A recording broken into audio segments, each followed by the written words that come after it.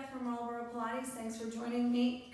Today this is the first video in our foam roller series. So we're going to be doing a series of short foam roller sessions that you can do at home or at work or any place that you have some space in a foam roller. And these sessions are designed to reduce tension, to get rid of tight spots in your body, to improve your posture. So we are choosing exercises that are going to accommodate most people in the most common areas of tension in our bodies. So this particular portion of the workout today, this mini session today, is to focus on from the middle of the back up, all the way up through the neck, to reduce tension there, to improve posture there, and to stretch a little bit through the front of the chest and the front of the neck as well. So you need a foam roller, obviously. So you're going to sit on the edge of the foam roller and then just slowly roll your spine down. This is a really simple but effective workout. Well, it's not really a workout. It's a very simple and effective session on the foam roller.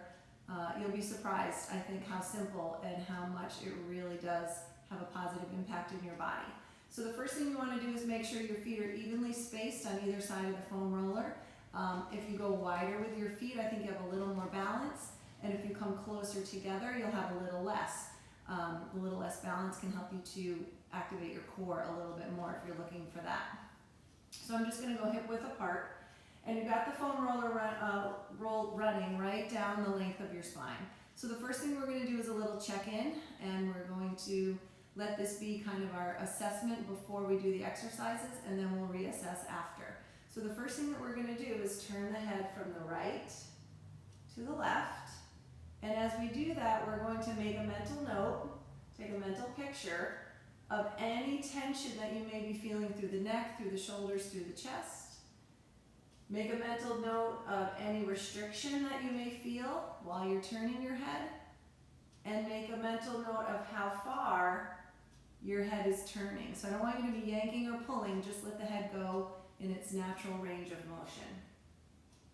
And then remember that feeling, okay? And by the way, through this whole session, only do things that feel comfortable and good for you. That's a great thing about the foam roller. You can kind of find your own way as well, and if there's anything that's uncomfortable, just skip it. So the next thing I want you to do is put your hands under your neck, and just see how much space there is there.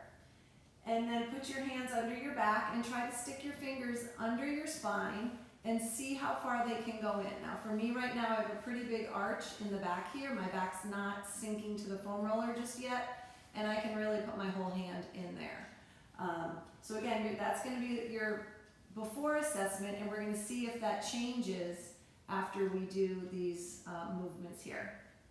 Okay? So looking up at the ceiling, we're going to start by raising the hands up above the shoulders and just keeping your arms straight, elbow straight, wrist straight. You're going to lift just your shoulders and your arms off the foam roller, and then you're going to pull your shoulders down, and what it's going to feel like is you're melting your shoulder blades around the foam roller. So lift and pull down. And we're going to do a bunch of arm movements in a variety of positions, and we're going to do about 4 repetitions of each.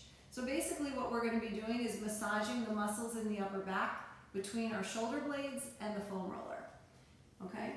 And now you're going to go ahead and open your arms out to the side, touch the floor if you can, and then close your palms back together. You can breathe how you want, but I like to take deep inhales as I open, and I like to take strong exhales as I close.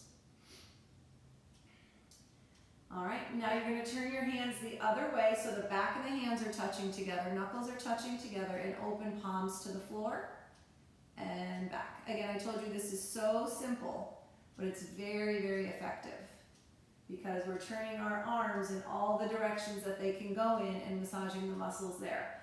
So now bring your hands so your thumbs touch together and open out and in.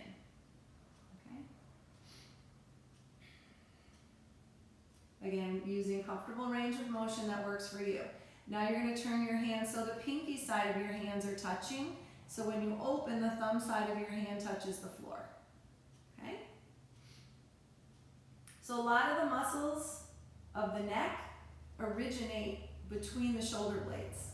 And that's why this is so important for our head, neck, and shoulder alignment All right, what we're gonna do now is hold our arms out to the side. I call it T position. You're making like a capital T, and your hand is level with your shoulder, so not below, not above.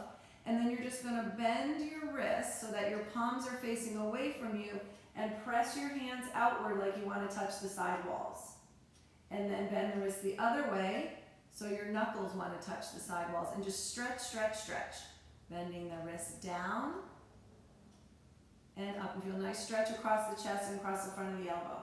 Now we're gonna raise our arms up. We're gonna cross them over our body as much as we can. We're gonna go down around the hips, let the arms brush the floor if you can. Cross them over each other and around. And you just focus on feeling the movement in the back of the arms, back of the shoulders, and the shoulder blades. Now we're gonna reverse this direction. So we're gonna cross the arms behind the head and around. Right, so all of us can benefit from these exercises, but especially if you work at a desk, right? Or teachers, you know, bending over desks to work with your students. All of us really, because we all have a lot of forward body position all day long. We all get a lot of neck and upper back tension. So now we're going to stretch our arms behind us. So now they're shoulder height still, but instead of T position, now you're making the shape of like a Y, a capital Y.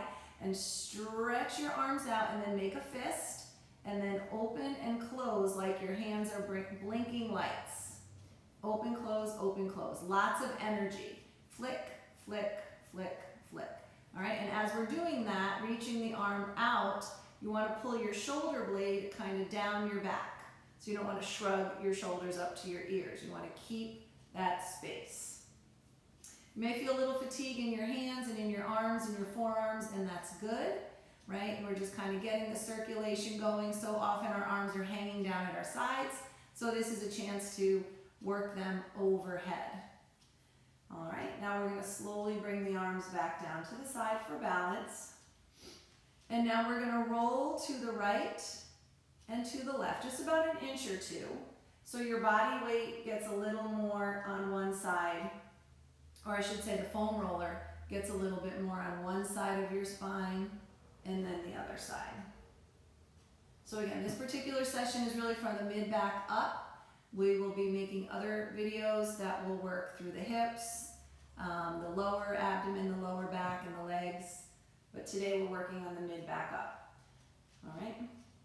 I always like to do a little core engagement, so you can bring one leg up to 90 degrees and then the other leg up to 90 degrees. Keep looking at the ceiling because you need to look up for your balance here. And then just tap one foot to the floor and then switch, switch, switch, switch, right? Because core activation, abdominal strength does affect our posture as well. 4, 3, 2, 1, and put both feet down.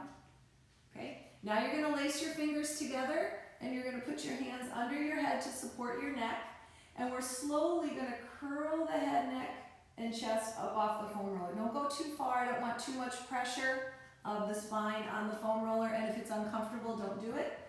But you're going to gently nod your chin and you're going to feel your spine peel off the foam roller just to about the lower shoulder blades. We don't want to go into the lower back. We want to keep the weight on the lower rib cage, the lower rib cage.